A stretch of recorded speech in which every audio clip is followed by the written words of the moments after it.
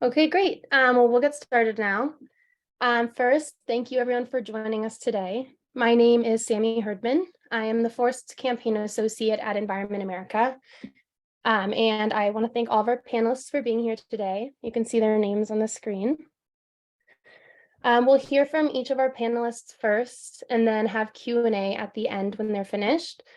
So if you have any questions during the presentation, then you can submit them into the Q&A chat, which you can find if you press more on the bottom of your Zoom screen.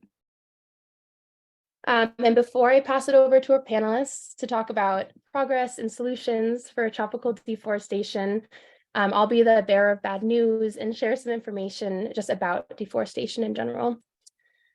So cutting down and burning tropical forests contributes significantly to climate change. If tropical deforestation was a country, it would have the third largest carbon footprint in the world, only behind China and the US.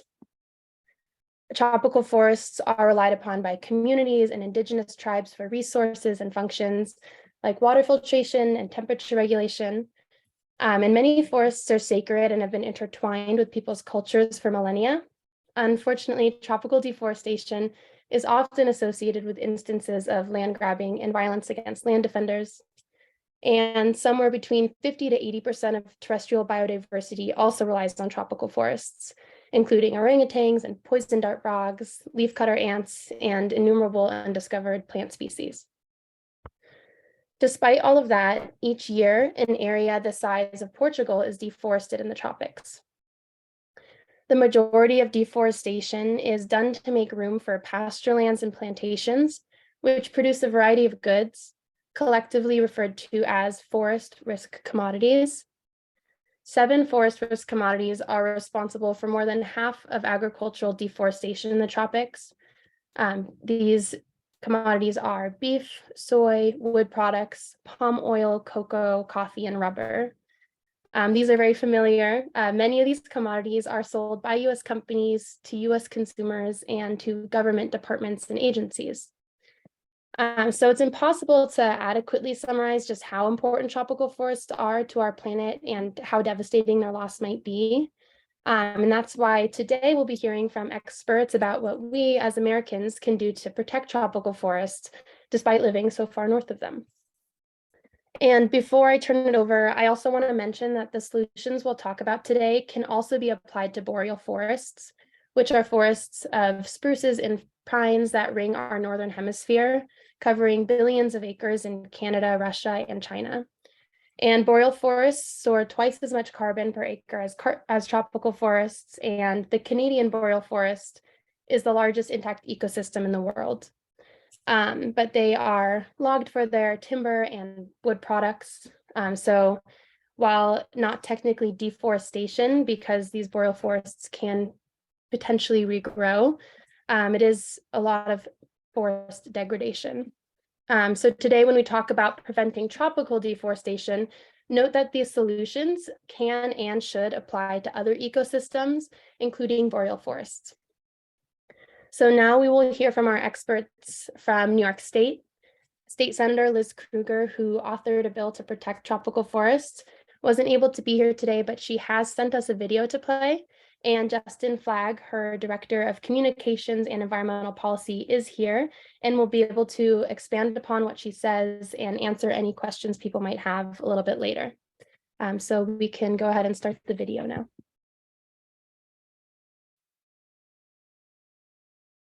Hi, everybody. My name is Liz Krueger. I'm a state senator here in the great state of New York. Thank you so much for inviting me to participate with you today. Unfortunately, we're in heavy budget season, so I am trapped in budget hearings and I'm not allowed to leave to go anywhere, an occasional Zoom such as this. I'm very proud to be sponsoring a bill that I hope will pass in New York this year, which would very simply not allow the state of New York in its contracts to purchase products from tropical rainforests throughout the world in an effort to decrease the use of products that are encouraging and exploiting the continued deforestation of critical areas of this planet.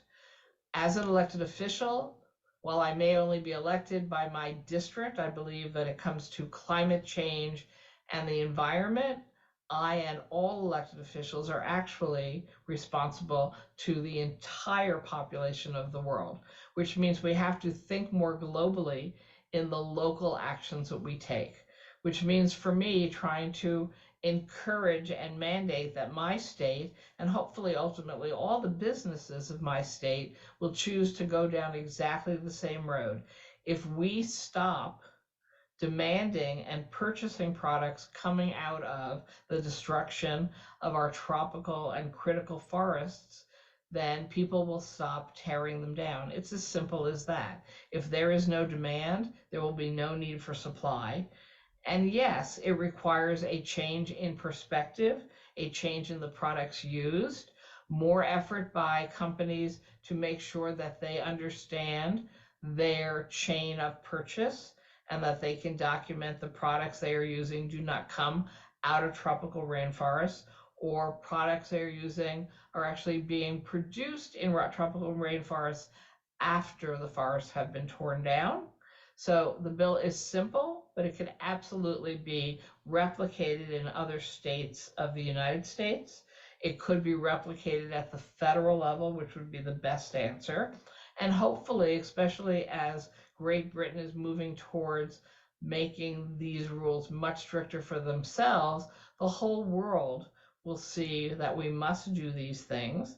We must change our habits of what products we're using, being far, far more careful to track that these products are not causing destruction in other parts of the world. And hopefully, the businesses who are frankly making money destroying these tropical rainforests or taking up other activities such as plantations or mining will realize there's nobody who can even buy their products. So they should stop destroying these areas of the world that are often far, far away from urban centers and are populated by indigenous peoples who have had so much harm done to them by policies that we don't even realize that we are the cause of the problem. So that's why I'm doing this. That's why I believe other states and other countries could follow the same model. And yes, it's a challenge getting this bill passed. Of course, there are obstacles because you're asking companies to change their business practices and to keep track of who they're buying from and where those products are coming from. It's requiring the state of New York to actually hold accountable the vendors they work with to meet the requirements of this bill, although we have other models that have actually worked in New York State already. So we are building into the bill, and it's been going through a number of different versions, building in help for the businesses so that they can more easily figure out what products they can and cannot use in their contracts with the state of New York. We know that it takes some time for implementation, so we hope that this bill will be up and running and in effect by 2025. But we have to see how quickly we move to pass the legislation.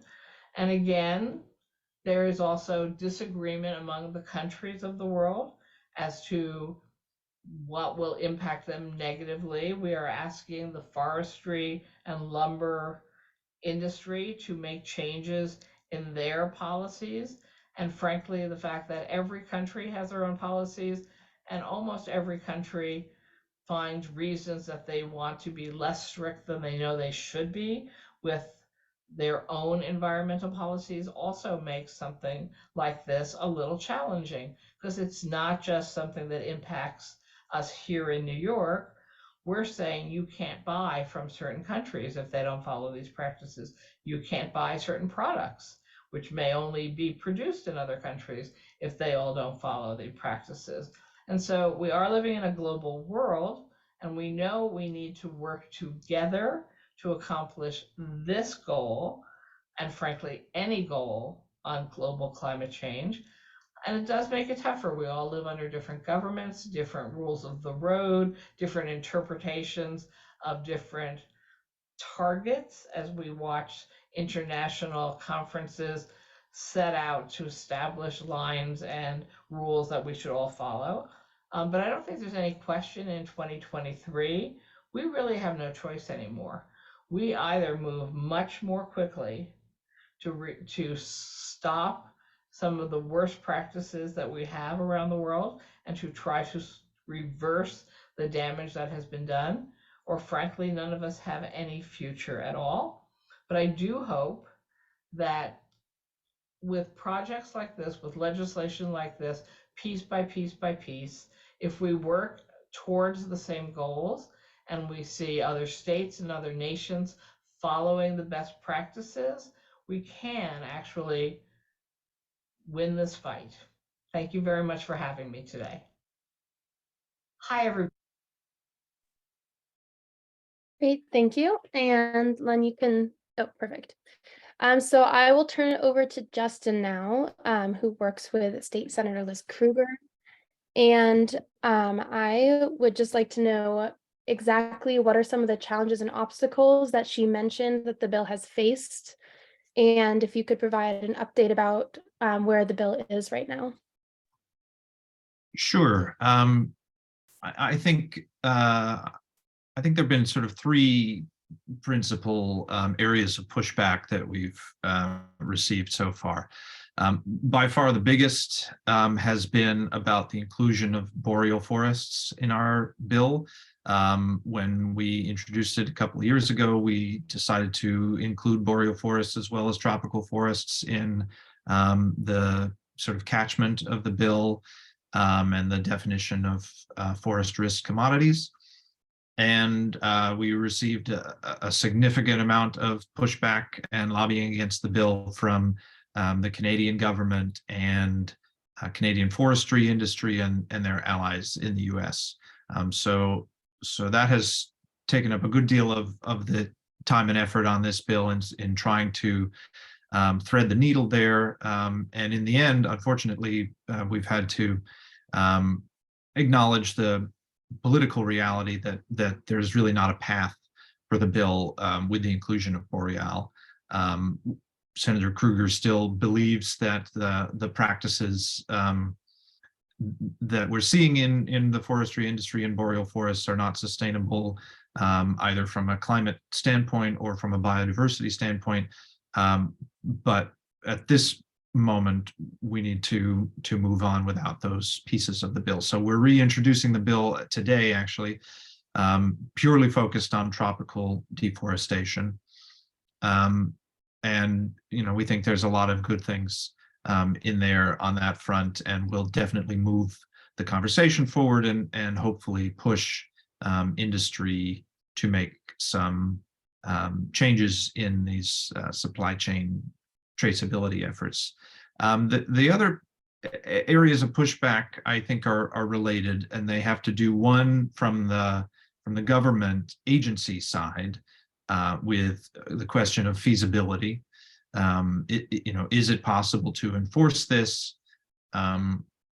Can we do the traceability that is necessary to allow companies to attest to the fact that their products are deforestation free, particularly with some of the products that are more ubiquitous, like palm oil. And then sort of the flip side of that is pushback from state contractors or those who represent them, concerned about feasibility and also about cost. A lot of the companies that are the state contractors are not the big multinational companies. They're local, small and medium-sized businesses. They're doing the last mile of whatever the product is in bringing it to the state. And so they don't necessarily have control over the point of origin of these commodities, nor do they necessarily have the ability to get that kind of information or get those kind of changes from their suppliers, who might be those bigger companies. So those are some of the issues that we've had to try to address. this would be a sort of first in the nation if implemented. It's not the first bill that goes to California, but if we actually manage to pass it, we would be a first, and that there are always challenges associated with that in terms of what's it actually going to look like, and questions that we get and concerns about unintended consequences. So we've done what we can so far in the bill to make adjustments to try to make it as friendly as possible to those state contractors so that they can actually comply, because that's what we want at the end of the day. We're not looking to penalize anybody, or put out fines or anything like that. We want them to comply. That's the purpose of the bill. So we want to make that easier, and we've put in a few different provisions to try to achieve that goal. So I'm cognizant of time. I'm happy to go into some of those or any other details, but I did see in the Q&A someone was asking about which commodities were actually covered. In our bill, we've defined forest risk commodities to include palm oil, soy, beef, coffee, cocoa, wood pulp, paper, logs, and lumber. And then we've created, those are the initial commodities that would be covered, and we've created a process for our state procurement agency, which is the Office of Government General Services, OGS, to revisit that list in the future. And we chose that is not the exhaustive list of tropical forest commodities, and we're aware of that. We chose those commodities to try to balance impact and feasibility in terms of the existing traceability regimes of those commodities. There are others that certainly are worth including, that certainly have a big impact, that we decided to leave out for the moment, and hopefully they could be revisited in the future through that required process that OGS would go through. Great, thank you for that overview, and what good timing that the bill's being introduced today. I didn't realize that. Congratulations. Thank you. And now we will turn it over to Assemblymember Ash Kara, who authored the bill that Justin mentioned in California. So yeah, please take it away and tell us about oh yeah, there you are. Yeah, tell us all about the bill.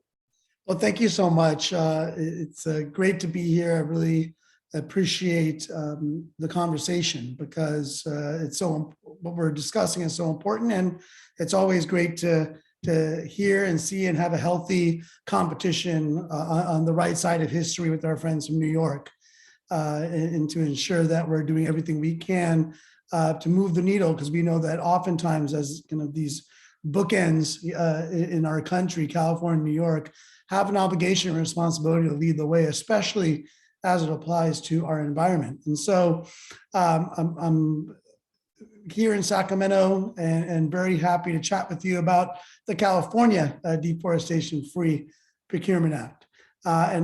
We've had a few attempts at the bill, and I'm going to focus on AB 416 from 2021, because that bill did make it through the legislature and onto the governor's desk. Before I discuss that, I want to talk just for a moment about the inception of the bill. And it really started in 2017, I believe it was. I took a trip with the Environmental Defense Fund with a couple of my colleagues to the Amazon rainforest.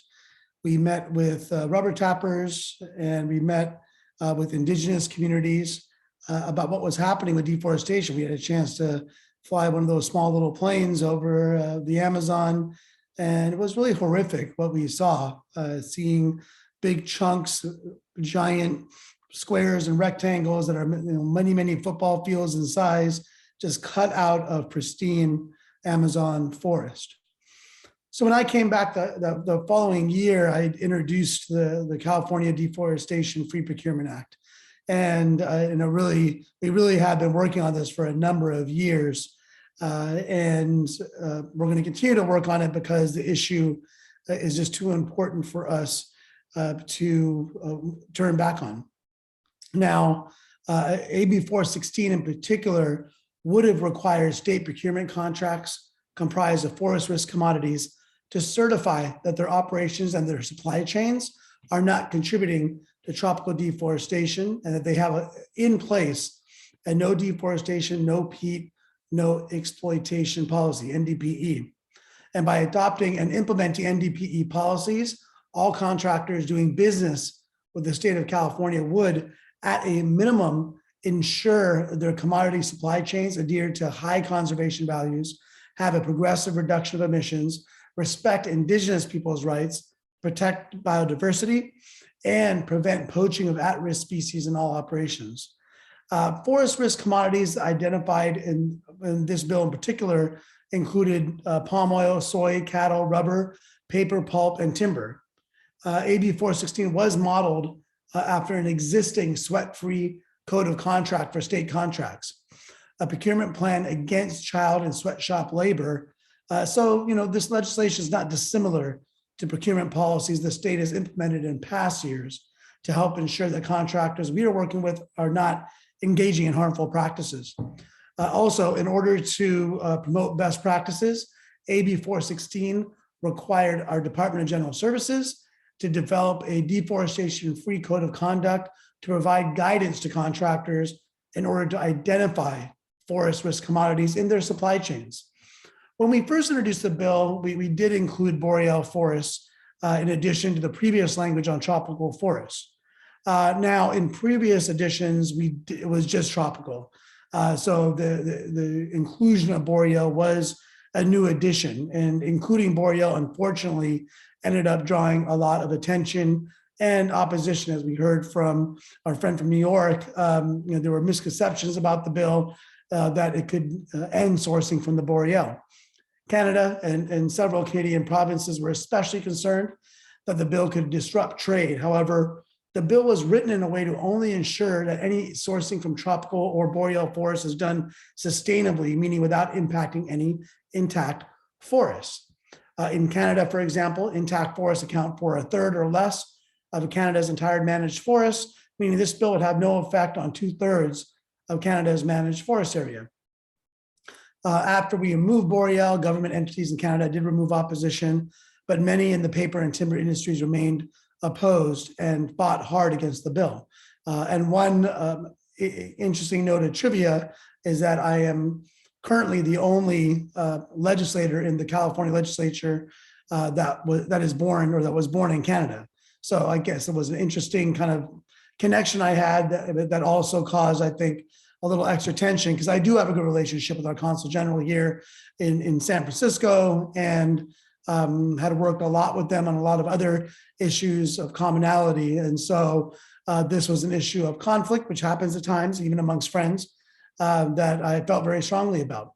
And in fact, even the following year, I did have the opportunity to visit Canada and meet with some of the forestry folks, some of the government folks, and the boreal forest area. In fact, at a young age, I lived in a boreal forest ecosystem or a biosphere in Ontario. And so I have a lot of personal connection as well.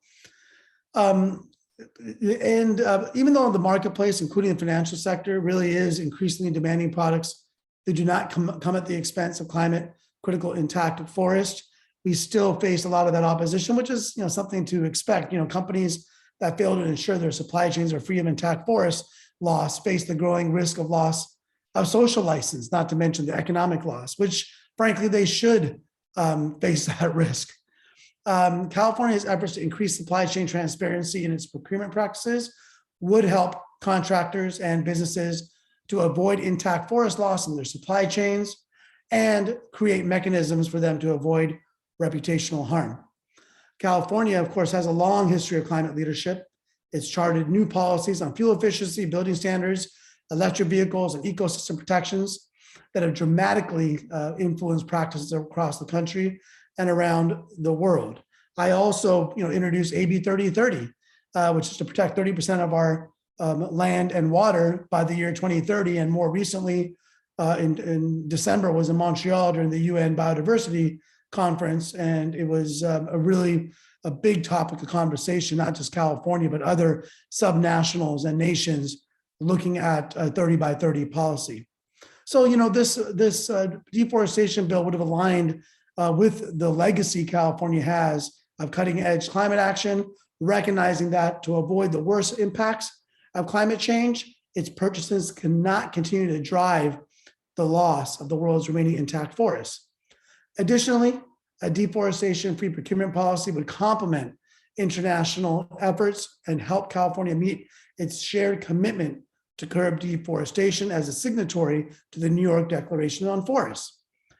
Those of us here, of course, know that protecting the world's remaining intact forests is necessary to address the climate and biodiversity crisis, and that our forests play an essential role in storing carbon and providing habitat for threatened species. And we really did hope to create an important precedent in establishing a mechanism for ensuring supply chain transparency.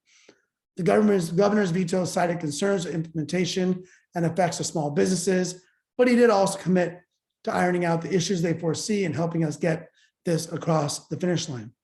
This year, we are committed to working with the department to improve the bill. We'll likely pursue an audit request to better understand our state's procurement of forest risk commodities. While we're still certainly feeling the disappointment of the veto and planning next steps, I am heartened to see how other countries are also looking to make procurement more ethical, transparent, and sustainable. And it's especially heartening now, particularly because the inception of this bill was connected to Brazil, to see the new leadership or the returning leadership of Lula as president in Brazil is so heartening. He's already announced the end of deforestation by 2030. So I think what New York is doing, what California is doing is not only timely, frankly, it's always been timely, but I think we're seeing the opportunity, especially with Brazil being such a critical aspect of turning back tropical deforestation. There's a huge opportunity for our states to work together and to push Washington, D.C. in the right direction. And the reality is the lungs of our earth are depending on it. And so I'm very hopeful that with the group that's here and the partners that we have, that we can continue to move the needle in the right direction. Thank you so much, Assemblymember. I appreciate the comprehensive overview, and it's perfect you were talking about how this bill could complement international efforts, because we are going to turn it over to Glenn Horowitz, who is CEO and founder of Mighty Earth. And Glenn Mighty Earth was working very closely with the EU to pass their regulation that is similar to these deforestation-free procurement bills. So we would love to hear more about what was passed in the EU and what you think made that success possible. Great. Thank you so much, Sammy, and to my fellow panelists. It's fabulous and important work that you guys are doing in New York State and California. And I hope, as I'll talk about, that the momentum at the state level can really create momentum at the federal level as well. Just for context, Mighty Earth is a global advocacy organization working to defend a living planet. We focus on big issues that don't get enough attention, like protecting nature and decarbonizing industry. And we've had a long-term focus on breaking the link between agriculture and deforestation. You heard a very powerful story from Assemblymember Calvera about his trip to the Amazon. I guess I can't share screen unless you let me, but I was just going to quickly show a picture of some of the investigations that we've done on the ground to give you a sense of what it's like. I'll describe it in the sense that, when we go to the Amazon or Southeast Asia or parts of Africa, and you see deforestation, it is vast. It's 50,000, 100,000 acres. It's a single farm. In the United States, we think of big ag as farmers with 2,000 acres or something. This is an order of magnitude bigger. And so let me just briefly share. Hopefully, you can see my screen now. But this is a picture from Southeast Asia that we took on the frontier, where they were developing palm oil and paper plantations. And then similarly, and this was actually from Brazil, a picture that we took, just so you get kind of a sense of the vast scale. So that all of that deforestation adds up. It's estimated there's been about 420 million hectares of deforestation since 1990. That's equivalent to wiping away all of the European Union of its vegetation and just leaving behind monocultures. It is a huge issue. It's estimated that it's tropical deforestation alone, not including boreal or other ecosystems, is at least 10% of climate change, perhaps more. But on a solutions basis, protecting nature is about 37% of the solution to climate change, but it only gets 4% of the investment. We're doing, there's a lot of investment going to change, shifting to clean energy, shifting transportation. That's incredibly important. We work on that too, but nature is very neglected when it comes to solving the climate crisis. For me, also, the important part of protecting nature is the fact that it addresses the biodiversity crisis. It's estimated that as bad as climate change is, biodiversity crisis, the extinction crisis, is perhaps even 10 times as worse. And we're in this situation now where 96% of the biomass of mammals is taken up by humans and livestock. And so our Earth is just totally out of balance. And when we protect forests and other ecosystems, it's a way of healing the Earth and restoring balance, bringing back endangered wildlife populations.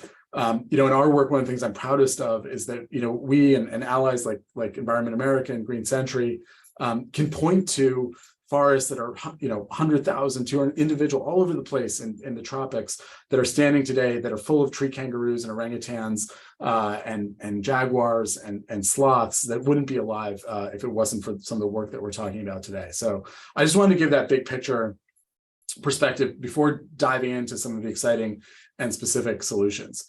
So the good news is that if we all work together to pass legislation like what's happening in New York and California, it can have big results.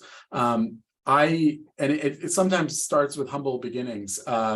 9 years ago, I joined a couple of other people in developing the concept of extending some of the bans on illegally logged wood in the United States and in Europe to other commodities that were driving deforestation, like palm oil, beef, soy, and cocoa, and others. And I remember we had this session in Chatham House in London, and we went around and shared what seemed like a fairly common sense idea to spread the success that had already happened. And we heard from bureaucrats from around the world. They were like, "Yeah, it could work, but we're really busy enforcing the law on timber." And it took a lot of groups working really hard for 9 years in Europe, over many of the countries in the EU, to make it a reality. We were part of that, and it was so gratifying in December of last year when the European Union passed legislation that will ban the imports of any product linked to deforestation. And that sends an incredibly powerful signal to the companies that are driving the vast majority of deforestation. One of the interesting things is that I think, in the popular imagination and in the media, deforestation is often presented as a diffuse problem where you have, where it's tragic, but you have these desperate farmers pitted against nature. And sometimes if they're a little savvy, they'll talk about the indigenous people that rely on their forests and are seen as unfortunate victims of the expansion of civilization. The reality is that most agricultural expansion actually happens on previously, long ago deforested lands. There are 1.6 billion acres of previously deforested lands across Latin America alone, many more in Africa and Southeast Asia. And most agriculture actually expands without deforestation. It's a small minority of producers who cause the deforestation. And then there's a few companies that are big ag traders and processors that are financing this deforestation and take it and bring it, export it around the world to Europe, the US, China. Many of these are American companies like Cargill and Bunge. There's also a big company called JBS. And we've worked with the University of Wisconsin, National Wildlife Federation, and others to analyze which companies are causing deforestation. And the striking thing is that the overwhelming majority is in Latin America, is concentrated amongst just 3 meat companies, JBS, Cargill, and Bunge. And they're the ones who have persisted in investing on the frontier into forests, encouraging farmers to go in, seize forests, seize the land of indigenous people. And whereas many of their competitors who are not perfect, also big ag companies and, have a monoculture, agriculture, industrial model, they're at least avoiding the worst impacts of this kind of agriculture by focusing their development more on the degraded land. So ultimately, we hope that legislation like what happened in Europe in December drives action by those three companies and any others that are linked to deforestation. They now have a legal incentive to do so. We know that these types of policies can be really successful. In 2008, the United States passed amendments to the Lacey Act that banned imports of illegally logged wood. That led to a significant decline in illegal logging for timber that even had an impact in Asian markets that were re-exporting to the United States. And that happened because the United States was enforcing its law. We've also seen when the private sector acts motivated by campaigns or by investor engagement that you're about to hear about, or by legal action, we can see huge change. You saw the picture of deforestation for palm oil I shared, which is has been historically the largest driver of deforestation in Southeast Asia. The good news is that these campaigns and policy efforts have worked to drive palm oil deforestation down 90%. It's a gigaton scale climate success. It gives me hope. We've also seen similar progress through the same policies and campaigns in pulp and paper industry in Southeast Asia and rubber industry. And that's brought deforestation in Indonesia down to the lowest levels it's been on record. So we need to keep up the pressure because it could rise again, as we saw in Brazil. But we're quite excited about the potential if we can keep passing this legislation. What we need to happen now is to have the U.S. join the party. The U.S. is a significant import market for several of these commodities. It's also the home to some of the companies that are driving disproportionate deforestation, like Cargill and Bunge, which I mentioned.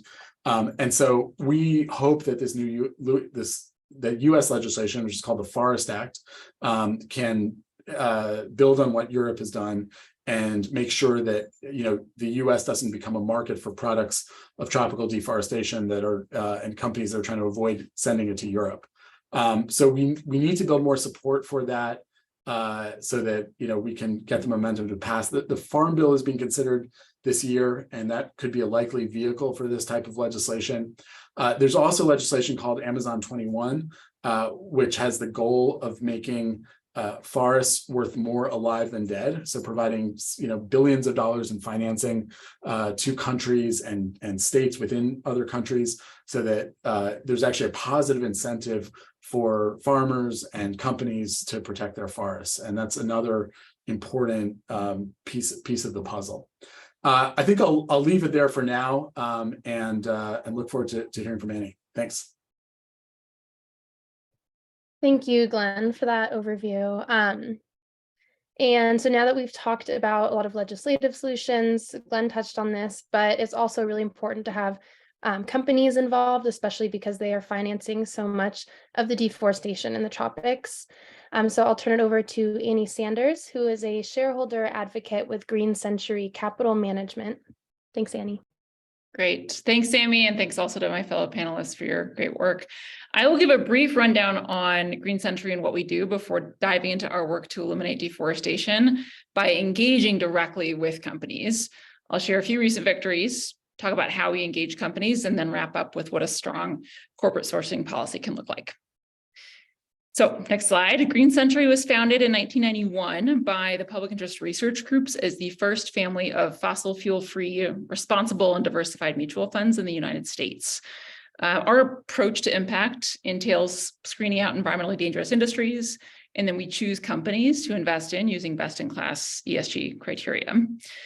100% of our net profits also support the environmental and public health nonprofits that founded us, and we lead an award-winning shareholder advocacy program. And then shareholder advocacy generally means any activity that seeks to inform or persuade a company to change how it reports or how it handles an environmental, social, or governance problem or opportunity. And the advocacy approach that Green Century uses to engage companies goes beyond just seeking information from them about their sourcing policies or stances on deforestation, but goes beyond that to pressuring companies to change their policies and practices. So you can see on the next slide a few highlights throughout our history, notably that we secured our first deforestation agreement 10 years ago with Kellogg's to improve their palm oil sourcing policies to make sure they were not destroying rainforests for the palm oil they use in their snacks and cookies.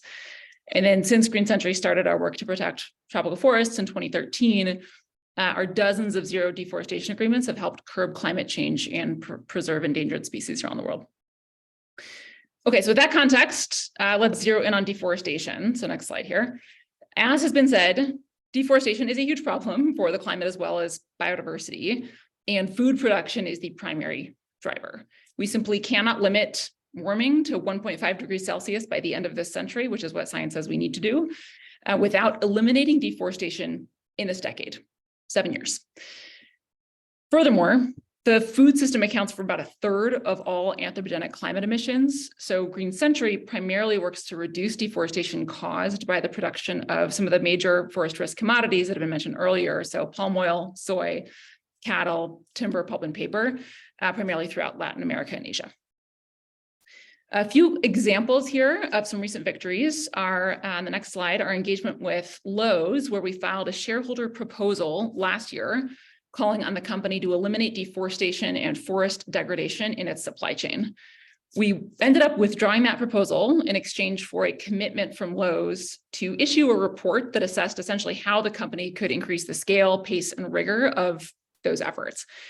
The report's findings led the company to issue new industry-leading wood sourcing commitments just 2 months ago in December.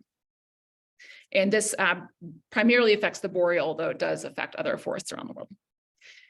We also, this fall, won an agreement with Hormel Foods, makers of Spam. If anybody's been to Austin, Minnesota, Dinty Moore beef stew, and many more, to eliminate deforestation in their supply chains by 2025. So this is a cross-commodity deforestation or no deforestation commitment. And this was pretty significant because beef and soy comprise 2 of the 4 leading drivers of deforestation globally, particularly in South America. Hormel sources a lot of their ingredients from high-risk regions. And so this commitment went a long way toward moving the needle on no deforestation commitments in the food and ag industry. Okay, so then how do we get companies to actually make these commitments, you may ask? As investors, we own part of these companies. And so therefore we have a vested interest in making sure they take the relevant short and long-term risks into account in their business operations. And there are a few main types of risk that we'll often cite to structure our arguments. So physical risk, risks that arise from the physical effects of climate change and environmental degradation. So often climatic events like wildfires, storms, and floods. There's reputational risk, which was mentioned earlier, I think, but this is the potential for negative publicity or public perception to have an adverse impact on a company's reputation, thereby affecting its revenue. That you'll see here a picture of a woman in wings and a chainsaw. This is Victoria's Dirty Secret campaign run by a forest protection group in the 2000s that presented a decent amount of reputational risk to Victoria's Secret because they were chopping down forests for the catalogs that they mailed out to people. It's a pretty effective campaign and ultimately a risk that can certainly speak to a company. Competitive risk is the potential for actions of a competitor to negatively affect your business. Transition risk in the context of climate change, for example, it's the risk inherent in changing strategies, policies, or investments as society and industry are working to reduce their reliance on carbon and impacts on the climate. And then regulatory risk. So this is the one that I think is probably most relevant to this webinar, but this essentially references a change in laws and regulations that may materially impact a business. So the new EU deforestation law, as well as both the laws in New York and California that we've discussed today, are great examples of this, as they have massively contributed to the growing regulatory pressure on companies to address the problem of deforestation in a meaningful way. And regulatory risk is just an extremely relevant argument for investors like us when we are building the case for stronger policies around deforestation to businesses. So then next slide, all this begs the question, what does an ideal no deforestation policy look like beyond just not, straight up making sure you are not doing any of it by the end of 2025, which is again what science says we need. So that is great. If all companies today came out and said that, that would be excellent. There are also a lot of details though that going to go into making sure that happens, that we ask companies to explicitly and publicly articulate. And we're able to make a strong case to companies to do this because deforestation poses, massive financial risk to many companies, particularly in the food and ag sector. And zero deforestation commitments are essential for many companies' net zero commitments as well on the climate front. And I will highlight just a few companies here that have made relatively strong commitments in recent years on deforestation. So Unilever, whose brands include Dove, Comfort, Ben & Jerry's, Seventh Generation, Vaseline, and many more, has a goal to be deforestation free in these key commodities by the end of 2023. So even more aggressive than that 2025 timeline. Colgate-Palmolive has a very detailed policy where it specifies not only no deforestation, but also no native vegetation conversion, of which deforestation is a subset, by 2025. We view this in particular actually as a best practice, as native vegetation conversion broadly means repurposing wild land for other uses, often agriculture, and does tremendous damage to critical biomes like savannas and grassland ecosystems that are just as critical for biodiversity and biodiversity preservation and climate mitigation as tropical forests. And then Colgate also specifies further here some policies around the protection of high carbon stock forests, high conservation value areas, and others. And then Amaji was actually one of the first agricultural commodity traders to commit to not only no deforestation by 2025, but also no native vegetation conversion by 2025 as well. So progress is being made. Here are some examples of companies with strong policies, and more are being developed and announced, with every passing month. And we are working hard to pressure the laggards and urge the leaders to move toward the zero deforestation future we desperately need as soon as possible. Before I wrap up with some amazing pictures of the incredible biodiversity in the Amazon rainforest, since it is critical to remember what we are fighting for, I also have my visual aid right here, Spot. I need to get your attention for these important but less exciting disclosure slides. So we'll pause on those for a moment. Okay.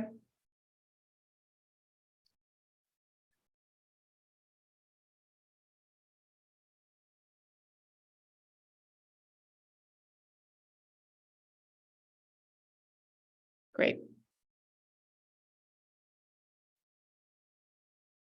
And as promised, here's a little reminder of some of the amazing flora and fauna that we all fight for. Thanks for having me. Thank you, Annie. And we have time for Q&A. So I'll read out a couple questions that we got in the chat.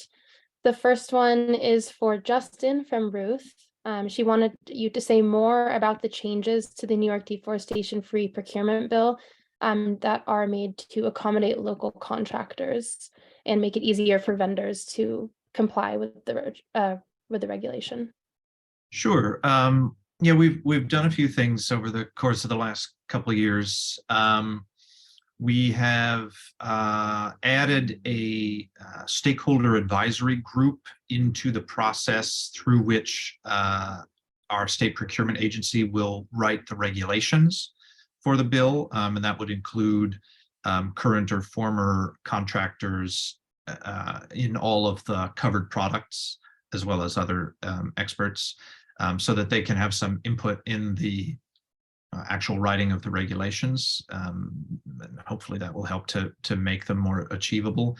We also have several guidelines for OGS, the procurement agency, to when they're writing the regulations that we hope will ease the burden on the contractors. That includes a lot of clarity around what it is that the contractors need to do, creating the list of products that are derived from forest commodities, lists of products that are provided to the state in high volume that contain those commodities, very clear responsible sourcing guidelines and best practices, and guidance for identifying those commodities, a list of favored suppliers who the state is aware provide those commodities, the full list of requirements for the contractors, how they have to meet these requirements. And we've lightened the we've added more steps to the process when a company is found to be in violation, that OGS will work with that company to bring them into compliance. So, the first step is not punitive. The first step is to try to work with that company to bring them into compliance. Language protecting the primary contractor from violations by their subcontractors that they were unaware of, as long as they followed the best practices to make sure their subcontractors were complying. And finally, we've created a program which previously we had as a separate piece of legislation that we've now included in this legislation, to create within our economic development agency a supply chain transparency assistance program, which would be available to any business, small or medium-sized business or MWBE in New York State, who wanted to take on supply chain transparency and sustainability for themselves, give them guidance and assistance as to how to do that and to how to make the most of that, because a lot of consumers want that, and that can give a business a leg up. So providing them with, marketing assistance and understanding where their consumers are looking for these sorts of things, and then helping them to do that, but also to help them meet any regulatory requirements, such as the ones that we would be putting on them. And we've also added, just the final piece, a procurement preference for New York State-based low and medium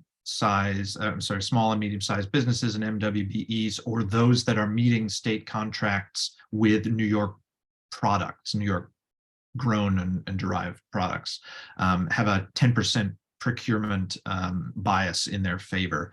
So to give them a bit of leeway with added costs that might come through compliance, so that we don't end up favoring maybe larger out-of-state contractors who have the money to comply more easily and not have that affect their bids for a contract. So we've created that procurement preference. And we're also hopeful that all of the progress that Annie just laid out and the EU legislation are going to make this a lot easier to comply with. I was very pleased to see companies like Unilever and Hormel. Those are the sorts of companies that are supplying products to New York State contractors.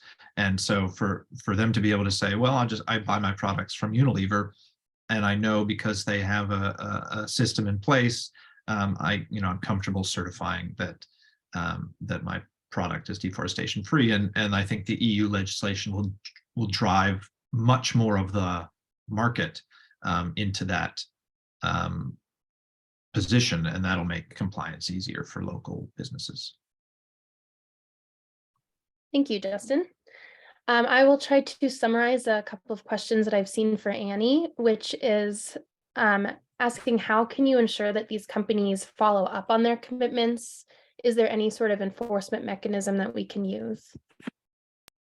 Yeah, good question. A big part of our work and investors who pursue shareholder advocacy in ways that we do is not only advocating for these kinds of policies and securing the commitments either through withdrawal agreement or through majority vote at an annual meeting and ensuing follow-up, but it's also ongoing follow-up over months and years, because some of these commitments extend pretty far out. So we definitely put a high premium on following up and on ongoing engagement with companies, in part because if they make a commitment, they presumably intend to follow through on it, but it's good to make sure that is in fact happening. And if it's not, or if they're not on track, ongoing pressure from investors can be helpful, either in the form of refiling a proposal or in other tactics like engagement letters or escalation of other kinds. So definitely the follow-up is critical, and we incorporate that as a major piece of our plans. Thank you. So I will try to summarize a question I saw, which is if this is for Glenn. We've talked about a lot of legislative policies that are banning certain commodities or preventing the importation of certain commodities. Are there any incentive policies that we've seen to try to have companies instead source from, local producers, or basically use the carrot instead of the stick? Yeah. Well, I mean, big picture, we see the carrot as an important complement to these policies banning trade. But I think in most of the policies that are focused on financing, try to focus that financing more on the local communities and local, state, and national governments that rely on those forests either for their livelihood in the case of the communities, or their natural resources in the case of countries, rather than to big companies or commercial actors. So I mentioned the Amazon 21 legislation, and the goal of that is to contribute to funds to things like something called the Amazon Fund in Brazil, but there's other examples around the world where they are trying to provide incentives to all of the stakeholders, government, local communities, farmers, to protect forests. They want to, the idea is to make trees worth more alive than dead. Most of those programs, rightly, in my view, channel that funding to ultimately go to benefit of the people broadly, rather than a few companies that are currently most responsible for deforestation. So, there are, though, positive incentives as well. So we've worked with the World Bank and IFC to provide favorable loan conditions to companies that ban deforestation or destruction of native vegetation through their supply chains. I'll just briefly share an anecdote, though. We, several years ago, were working to stop deforestation in the rubber industry. And I've been working with international donors and private sector financiers to offer some of those positive incentives to Bridgestone, the largest tire company in the world. And we had lots of discussions with Bridgestone executives and went on, but we weren't actually making progress. And so then Mighty Earth decided to launch a big campaign focused on Bridgestone.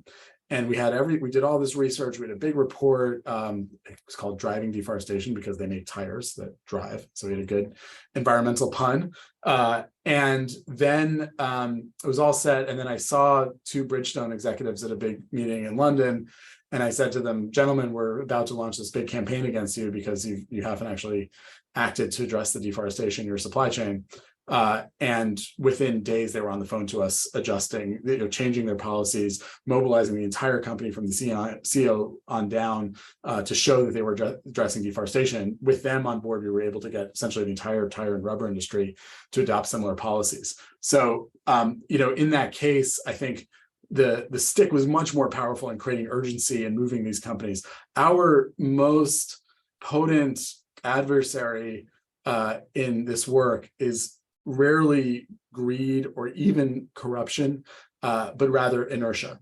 I think changing the way that companies act when they're used to having a laissez-faire approach to issues like deforestation is really powerful.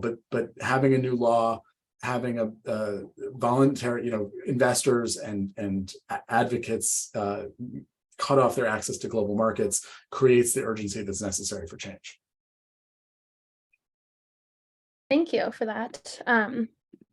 It's a good combination then. And I think we have just about 1 minute left. So I will leave it with Glenn, you again. I'll ask, do you think that it's likely that in the near future we'll see some of these federal policies passed that you'd mentioned, the Forest Act and Amazon 21? I think a lot of people make their livelihoods predicting what Congress will do, and fortunately, they never suffer any consequences for their predictions going wrong. So I don't know if I will indulge in prognostication about the likelihood of success. I will say, it's not outside the realm of possibility. We're certainly working on it. There's a whole bunch of organizations working on passing the Forest Act. which would ban imports linked to illegal deforestation into the United States. I'm pleased we and others had some high-level consultations with the Biden administration. They seem to be supporting a really strong version of that legislation. So that will help.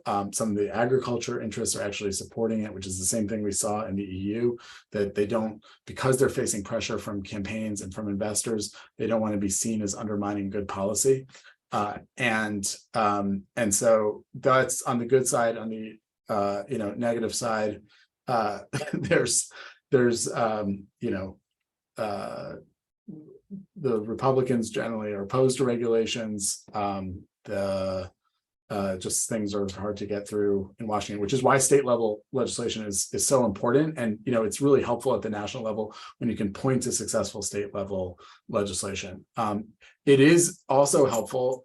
President Lula from Brazil came to Washington the other day, met with President Biden, and the Biden administration has committed to working with Congress to provide increased funding, which could come in the form of something like the Amazon 21 Act. And so there's movement for it. Historically, these kinds of conservation programs have had bipartisan support. There are Republican supporters of these types of initiatives, and we just have to translate it into real action.